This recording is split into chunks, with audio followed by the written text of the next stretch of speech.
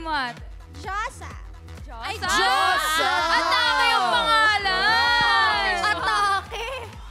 Okay, ready na ba tayo sa tanong? Turab. Wait lang! Parang ang lambing nun. Isa pa nga. Turab. Question.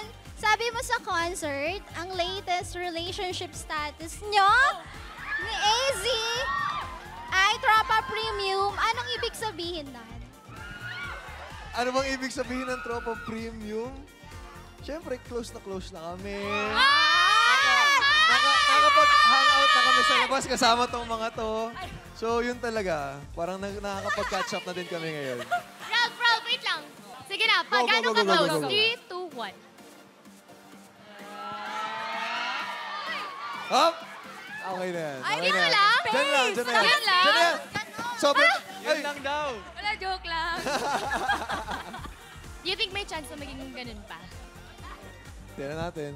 Tingnan natin. So, hindi naman siya hindi. So, pwede. May chance talaga. May chance. Okay, maraming salamat, thank Rob, you, at thank maraming you. salamat yung pinaka-pretty Thank you, natin na thank Ate you. Josa.